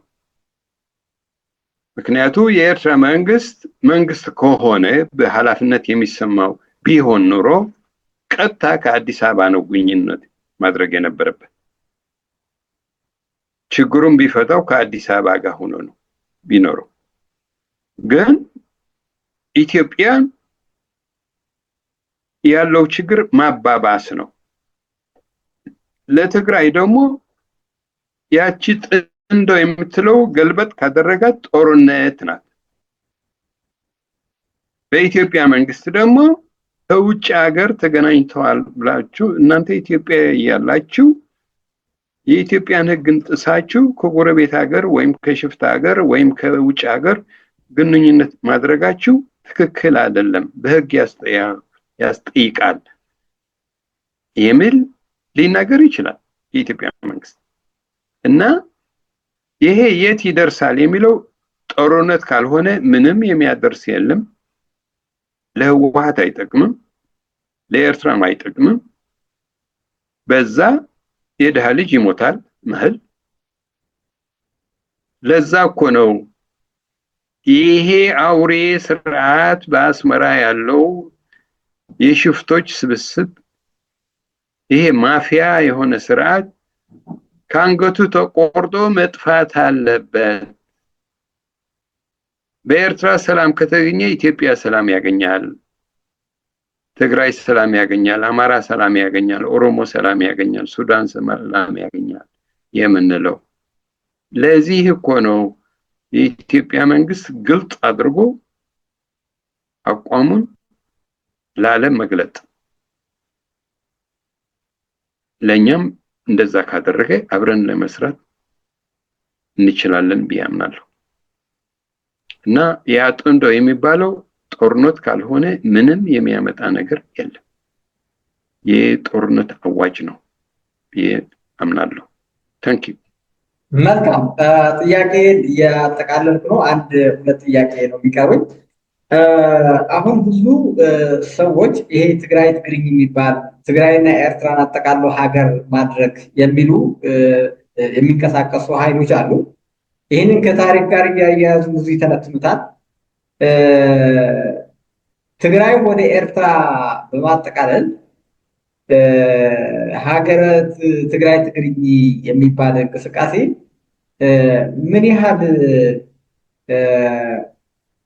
መሬት ላይ የያዘ ሀሳብ ነው? ይህንን ተግባራዊ ሊሆንስ ይችላል ወይ? ምክንያቱም ብዙ ሰዎች እንግዲህ ትግራይ ከኢትዮጵያ ነጥለው ነው እንግዲህ እየወሰዱ ያሉና በዚህ መካከል ላይ ሊፈጠረው የሚችል ውጥጥና ጦርነት፣ እልቂትና ሞት ብዙ ሰው አይመለከተውም እና በቃ ልክ ትግራይና ኤርትራ በአንድ ላይ ሲጠቃለሉ ልክ ወደ ገነት የሚሄዱ ነው የሚመስሉ ሲተነትኑት ማለት ነው። እና አንዱ በዚህ ላይ ምን አስተያየቱ አሉት በእነዚህ ሰዎች ማለት ነው። ሁለተኛ እዚህ አያይዤ መግለጽ በፈልገው ትግራይ ከኢትዮጵያ ገጥለው የትግራይ ማህበረሰብ ምንም ችግር እንዳሌለበት፣ የትግራይ ኤሊት የትግራይ ምሁር ምንም ችግር እንደሌለበት ልክ ከኤርትራ ኤሊት ጋር አንድ ሲሆን ችግሩን እንደሚፈታ አድርገው የተነተኑትና በዚህ 27 ዓመት እኔ በአይኔ ያየሁትን ታሪኩን ትኬ ኢትዮጵያን ሲመራት የነበረ ትግራዋይ ነው። መለስ ዜናዊ ጠቅላይ ሚኒስትር ከአድዋ የተወለደ ነው፣ ትግራዋይ ነው።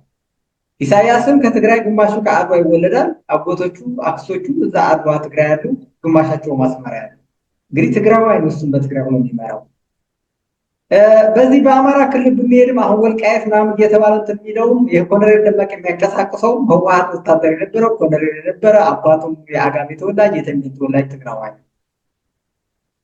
እነዚህ ሰዎች ኢትዮጵያም ትግራዋይ ሆኖ እየመሯት በኢትዮጵያም እየመሯት ይሄን ችግር ግን ሊፈታ አልቻለም። እንደምናየው ማህበረሰቡ እልቂት ውስጥ ነው ያለ እና እነዚህ ሰዎች ተገንጥለው ቢሄዱ ችግሩ አብሮ አይደለም የሚገነጠለው ወይ? ኤርትራ የኛ ችግር ኢትዮጵያ ናት ብሎ ኢትዮጵያውን ወቅተው ኢትዮጵያን አሸንፈው ነፃ ከወጡ በኋላ ችግሩ እንደምናየው ተጠቅሎ ከኤርትራውያን ጋር አብሮ ነው የሄደው። ከዛ መማር አቅቷቸው አሁንም ትግራይ ውስጥ ያሉ እልቶችም እችን ሀገር ናት የኛ እርግማን፣ ኢትዮጵያ ናት ጠላታችን፣ ኢትዮጵያን የምታጠፋን፣ ኢትዮጵያ የድሮም ጀምራ ጠላታችን ናት፣ እኛን ለማጥፋት ታሪካችን ለማጥፋት እየተባለ ይተነተናል። እንግዲህ እችን ኢትዮጵያ የምንላት ሀገር ደግሞ ቋንቋዋ አማርኛ ነው፣ ብሔራዊ ቋንቋ። ሁሉም ቋንቋ የመናገር መብት አለ። ቋንቋን መናገር ማንም የሚከለክል የለም። መጻፍ ትችላለህ። በአማርኛ በግዕዝ ነው የሚጻፈው። ካላንደሯ የግዕዝ ነው። በኢትዮጵያ በግዕዝ አቆጣጠር ነው የምትቆጥረው እችን ሀገር። እምነቷም ክርስትናው ምኑም በትግራይ በዛ በኩል የመጣው ተቀብሎ ነው እየኖረ ያለ ማህበረሰብ እና ይህንን ጥላቻ መንፈስ እንዴት ነው ማስታረቅ የሚቻለው? እነዚህ ሰዎችስ ምን ይለወጣል? ለእነዚህ ሰዎች ኦኬ፣ መጀመሪያ ያ ትግራይ ትግርኝ የሚባለው የኤርትራ ህዝብ ችግር ትግራይ ትግርኝ ነው ወይ ወይስ የትግራይ ህዝብ ችግር ትግራይ ትግርኝ ነው ወይ? ትግራይ ከኤርትራ ቢሆን ከኢትዮጵያ ወጥቶ ችግሩ ይፈታል ወይ? ኦር ኤርትራ ደግሞ የትግርኛ ተናጋሪ ሰዎች ብቻ እኮ አይደለችም፣ ሌላ ነገደም አሉ። አንድ 10-12 የምንሆን ነገደ ነው ያለው። እና ይሄ ግን የትግራይ ትግርኛ ከየት ነው የተጀመረው ስትል የኢሳያስ ብሬን ቻይልድ ነው። ይሄ ዳብል ኤጅ ስዎርድ ነው፣ ለሁሉም የሚከፋፈል ነው። በኤርትራ ያለው ትግርኛ የማይናገር ህዝብ ይገነጥለዋል። እነዚህን ትግራይ አምጥተው ሊወሩን። ኢስላም የሆነ በኤርትራ ያለውም ፍራቻ ያድረዋል። እነዚህ ክርስቲያኖች ትግርኛ ተናጋሪዎች ከወደ ትግርኛ ተናጋሪዎች ከኢትዮጵያ ያሉ ተባብረው እኛን ዶሚኔት የበላይነት ሊይዝ ነው፣ እኛን ሊጨቁን ነው፣ እስላሙን ይለያል። ኦኬ፣ ይሄ ዳቦ ለኢሳያስ ነው፣ ይሄ ጮማ ነው። ተመልሶም በኢትዮጵያ ኢትዮጵያዊ አማርኛ ተናጋሪ እነዚህ ትግራይ ትግርኝ ወደ ኤርትራ ሊሄድ ነው ብሎ ደግሞ በኤርትራ ትግራይ ህዝብ ፍርሃት ያሳድራል። ኦሮሞም ትግራይ እንደ ወንድሞቻችን የምንላቸው የነበሩ ለካተተውን ወደ ኤርትራ ሊሄድ ነው ብሎም እምነት ያጣል። አፋርም እንደዛ። ይሄ የኢሳያስ ህዝብን የተራቀቀ ህዝብ እንዴት አድርገህ ዲስማንትል እንደምታደርገው የተማዝ የፈለቀ ወይም የተሰራ ነው። ማን ነው ፋይናንስ የሚያደርገው? ካልፍ ደግሞ ሻዕቢያ ነው። ኦኬ፣ እነዚህ ወጣቶች ትግራይ ትግርኛ የሚለው ደግሞ ምን አይነት ጥልቀት ስለ ታሪካቸው፣ ስለ ባህላቸው፣ ስለ እምነታቸው፣ ስለ አኗኗራቸው የኤርትራ ችግር ትግራይ ትግርኛ ነው ወይ? እንዲያውም ጋሽ ኃይሌ እዚህ የትግራይ ትግርኝ ወይም አጋዚያን እያለ የሚያንቀረቀረው ልጅ መጨረሻ ላይ በጣም ይቅርታ ልክ ህወሓትና ጦርነቱ ሲጀመር ይሄ የትግራይ ትግርኝ ወይ ደግሞ አጋዚያን እያለ ሲያቀረቅን የነበረ ሰው መጨረሻ ያንን ከሻዕቢያ ጋር የሻዕቢያ ሰራዊት ሆኖ ትግራይ መጥቶ ስንት እናቶች የደፈረ ስንት ውድመት ያፈጸመ በትግራይን በነበረው ጦርነት እንትን ያደረገ ጀግናችን ሰራዊታችን የሐማስ ሰራዊታችን ነው እያለ ሲኮፈስ ነው መጨረሻ የመጣው ማለት እና ከሻዕቢያ ነው መጨረሻም የወገኑ እንደዚህ ትግራይ ትግርኝ በተለይ 5 ዓመት ምናምን ከሰሩበት ያ ፕሮፓጋንዳ ከሰሩበት እዚህም መምህር ገብረ ኪዳን የሚባሉ አሁን በህይወት የምነሳቸው ይማል አብዛኛው በትግራይ ውስጥ ደግሞ ተቀባይነት በመቀሌ ዩኒቨርሲቲ ገብቶም ያ ሁሉ ፕላንት ካደረገ በኋላ መጨረሻ ከሻዕቢያ ጋር ነው ወግኖ ስንት ጉድ ያደረጋቸው እና ይህንን ለማስታወስ ብዬ ነው። መቀጠል ይችላሉ። ይህንን ሀሳብ ለመጨመር ነው ያነሳሁትና መቀጠል ይችላሉ። ያልከው ምክንያቱ ይሄ ትግራይ ትግርኝ ያቋቋሙት ለምንድን ነው? ያ ወጣቱ ኤርትራዊ ወደ ስደት የመጣ ሲሄድ በስደት ማደራጀት ሲጀምር እሱን ለመቀጨት ብሎ ብርጌድ ንሓመዱ ከመቆሙ በፊት የተደረገው ነው እና ብዙ ወጣቶችን ይዘው እኮ ነበር። ምክንያቱም ብዙ ሰው አሳብደዋል። አጋዚያን ትግራይ ትግርኝ ምክንያቱም ወጣቶቹ ብዙ አሳበደ። እንዳልኩ ኢሳያስ የፈጠረው ነው፣ ተጠቃሚው እሱ ነው። ኢሳያስ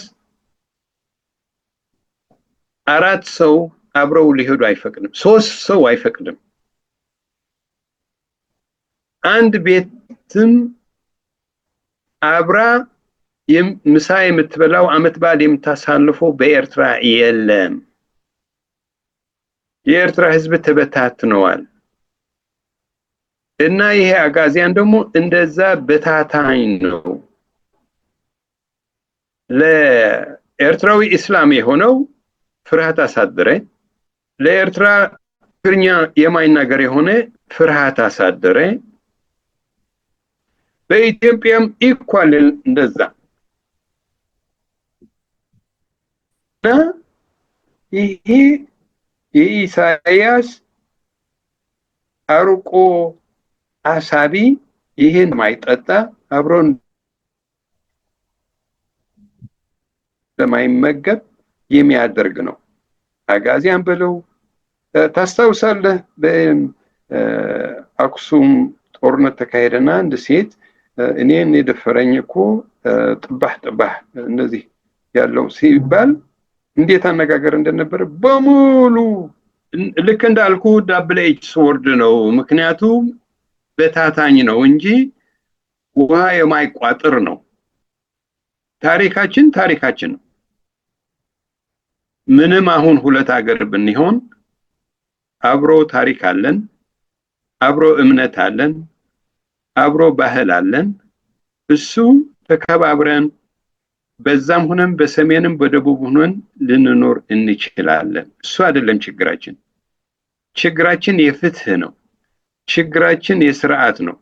ችግራችን የባርነት ነፃ መውጣት ነው እና ኤርትራ ነፃ ስላልወጣች የባሪያ ሀገር ስለሆነች ሰላም ስላላገኘች ኢትዮጵያም ሰላም አላገኘችም። ሱዳን ሰላም አላገኘችም። እና ይሄ የሁላችን ጠላት የሆነ ሰው በላይ በይ ዘንዶ አንገቱን ቆርጦ ማውጣት ነው። ለዛ የኢትዮጵያ ህዝብና የኢትዮጵያ መንግስት ስራዬን ብሎ ከያዘው እኛም አብረን ለመስራት ዝግጁ ነን የሚል መልእክት ነው ያለን። እና ያ ቀድሞ የሚጠቀሰው የነበረ ባህር ምናምን የሚባለው ልክ እንደ ቀድሞ እንደገለጽኩት በጠረጴዛ ቁጭ ብሎ የማይፈታ ነገር የለን። እንኳን እኛ ሁለት ጎረቤቶች ይሁን ከ1000 ኪሎ ሜትር በላይ ያለን የኛ ወደብ ኢትዮጵያ ካልተጠቀመ ማን ይጠቀምበት? ባህር ከኛ ካልወሰደ ማን ይጠቀመው? እኛ ከኢትዮጵያ የምንፈልገው አለ፣ እናንተ ከኛ የምትፈልጉት አሉ። አብረን እንበልጽግ፣ አብረን ሰላም እናገኝ፣ አብረን እንደግ። ለዛ ደግሞ የሁላችን ተከባብሮ በህግና በስርዓት መስራት ይገባናል። አመሰግናለሁ። ጥሩ ቆይታ አድርገናል። በጣም ገንቢ የሆነ ሀሳብ ሰጥተዋል። እንግዲህ ተመልካቾቻችን፣ የሶዳ ሚዲያ አድማጮቻችን ብዙ አትርፈዋል ብለን ተስፋ እናደርጋለን። ይህንን ሀሳብ ለሁሉም ኢትዮጵያውያን እንዲሰሙት፣ ሁሉም ኤርትራዊም እንዲሰማው ህዝባችን ከጦርነት ወጥቶ በሰላም እንዲኖር፣ በሰላም በጋራ አብሮ እንዲያድግ፣ ድህነቱ እንዲያጠፋ፣ ስደቱ እንዲቆም፣ መከራው እንዲያበቃ፣ የትምህርቱና የእድገቱን የስልጣኔ መንገድ እንዲከተል የድርሻችን እንወጣለን። እንግዲህ መልካም ውይይት፣ መልካም ቆይታ አድርገናል። በመጨረሻ ግን ከኢትዮጵያ ህዝብ ምን ይጠበቃል? ከኤርትራ ህዝብስ ምን ይጠበቃል? ይህንን ማህበረሰብ ወደ አንድ እንዲመጣ፣ ወደ አንድነት እንዲመጣ፣ ያለው ጥላቻን እንዲሰበር፣ በጋራ እንዲያድግ ከኤርትራ ህዝብ እና ከኢትዮጵያ ህዝብ ምን ይጠበቃል? እንዲሁም ከኢትዮጵያ ምሁራኖች፣ ከኤርትራ ምሁራኖች፣ ከሁለቱም ስርዓቶች ውጭ ያለውን ምሁርና ኤሊት ምን ማድረግ አለበት? ወጣቱስ ምን መስራት አለበት? የኢትዮጵያ መንግስት ከእናንተ ጋር እንዴት መስራት ይችላል? በዚህ ትንሽ ጊዜ ወስዶ ሀሳብ ቢሰጡና በዚህ የመጨረሻ ሀሳባችን ብናጠቃለን። ኦኬ፣ አመሰግናለሁ። መጀመሪያ እኛ ኤርትራውያኖቹ ከኢትዮጵያ ህዝብና መንግስት የምንፈልገው እኛ በችግር ያለን ህዝብ ነን። ችግራችን ሰፊ ነው። በኢትዮጵያ ብዙ ከ100,000 በላይ ከ200,000 በላይ የሚሆን ኤርትራዊ በኢትዮጵያ የሚኖር አለ። ያ ኤርትራዊ በኢትዮጵያ ምንም መብት የለውም የማንቀሳቀስም የመስራትም። የኢትዮጵያ ህዝብ በችግሩ የኛ ችግርም ችግሬ ነው ብሎ እንዲተባበረን፣ እነዚህ ወጣቶች ከኤርትራ ሸሽተው መጥተው ከዛ ታስረው ወደ ኤርትራ እንዲመለሱ ከሆነ ይገድላቸዋል። ወንጀል ካደረገ ፍትህ አለ፣ የኢትዮጵያ ህግ አለ፣ በህግ ይቅጣው። ግን ለነዛ ችግረኞች ከኤርትራ ሸሽተው መጥተው እዚያውም ገንዘብ ከፍለው፣ ኤርትራ ያለው ችግር ብዙ ነው፣ ያልተነገረ ነው እንጂ ያልተደረገ ነገር የለም። በኤርትራ ያሉ ህዝባችን ጥላ እንዲያገኙ፣ ችግራቸው እንዲቃለል፣ እንዲተባበረን እኛ ኤርትራውያኖች በአሁኑ ሰዓት የምናደርገው በውጭ ያለነው የኢትዮጵያ ሰላም እንዲኖረው፣ ፍትህ እንዲኖረው ካልሆነ የምናደርገው ለመቀመጫ አጭር ነው፣ ወይም ምንም አቅም የለን። የድሃ አገረቢስ የሆነ ህዝብ ነው ያለነው፣ በችግር ያለነው ህዝብ ነው። የማንም እርዳታ እንፈልጋለን፣ የማንም ምክር እንፈልጋለን። ግን ይሄ ስርዓት ካወጣነው በኋላ እኛ የዚህን ስርዓት ተከታዮች አይደለንም፣ የፍትህ ሰዎች ስለሆን መጀመሪያ የቅርብ ወንድማችን የኢትዮጵያ ህዝብ ነው። ከዛ ሱዳን ነው፣ ከዛ ጅቡቲ ነው። ከጎረቤታችን ከወንድሞቻችን አብረን ለመኖር፣ አብረን ለመስራት፣ ይህ ባህር ነው ምናምን የመልተጭ ሁለተኛ ነው። መጀመሪያ ግን ህዝብ ነው። እኛ ሰላም ካገኘን ሁሉ ይገኛል። ሰላም አድርገን ቁጭ ብለን ከተነጋገርን የማይፈታ ችግር የለም። ኢትዮጵያ የሚፈልገው ያገኛል፣ ኤርትራ የሚፈልገው ያገኛል፣ ጅቡቲ የሚፈልገው ሱዳን የሚያገኘው ያገኛል። እና ለኢትዮጵያ መንግስትና ህዝብ አደራ የሚለው በኤርትራውያኖቹ በኢትዮጵያ ያሉ በችግር ላይ ችግር ስላሉ ጥላ እንዲያደርግላቸው አደራ። አመሰግናለሁ። መልካም፣ እኛም በጣም እናመሰግናለን። የሶዳ ሚዲያ እጅግ አድርጎ ያመሰግናችኋል። እኛ ማንም ኤርትራዊ፣ በተለይ የኔ የግሌ አመለካከት አጠቃላይ የኤርትራ ህዝብ ባርነት ውስጥ ነው ያለው ብዬ ነው የማምነው። ቅድም እሳቸውም ገልጸውታል። የኤርትራ ህዝብ ባርነት ውስጥ ነው ያለው። ምርጫውም ባርነት ይሻልሃል ወይስ ነፃነት ብለው ከባርነት ጋር አወዳድረው ህዝብ አፍነው የወሰዱት በጥቂቶች ሰዎች ፍላጎት የተጫነ ማህበረሰብ ነው። ከዚህ በፊት ከነበረው ችግር መጽሐፍም ካነበብነው በታሪክም ከምናውቀው በላይ ችግር ውስጥ እጥፍ ድርብ ሆኖ በችግር ውስጥ ያለ ማህበረሰብ ነው። እንዲያውም ድሮ እኛ በታሪክ የምናውቀው ልጆች ነን፣ ከአስመራ ወደ አዲስ አበባ ለመምጣት ምንም አይጠየቅም ነበር። አሁን ግን ከአስመራ ወደ አዲስ አበባ ለመምጣት በጨለማ ነው የሚመጣው። በዛላምበሳ፣ በዛ በባድመ በበረሃ አድርጎ ነው የሚመጣው። በዛ አድርጎ ሲመጣም በጥይት ነው የሚመጣው።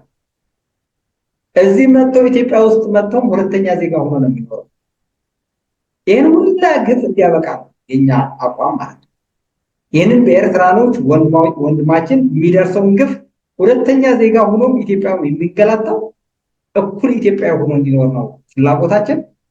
በዛ በኤርትራ ውስጥና በትግራይ በኢትዮጵያ ውስጥ ያለውን ችግርም በሰላማዊ መንገድ እንዲፈታ አብሮ እንዲያድግ አብሮ እንዲለማ በዚህ ከዚህ ከጦርነት ወጥመድ እንዲወጣ ነው የኛ ጥረትና ቀጣይም ይሄንን ነው የምንሰራው። ሌሎች እንደናንተ ያሉ መልካም አስተሳሰብ ያሉ የሁለቱም ህዝብ መልካም ጉርብትና፣ መልካም ግንኙነት፣ የሰላም እጦት፣ የሰላም ፈላጊዎች፣ አንድነት ፈላጊዎች እዚህ ሚዲያ እየመጡ ሀሳባቸው ማጋራት ይችላሉ። ለኢትዮጵያ ህዝብ መልእክት ማስተላለፍ ይችላሉ። ለኢትዮጵያ መንግስትም መልእክት ማስተላለፍ ይችላሉ።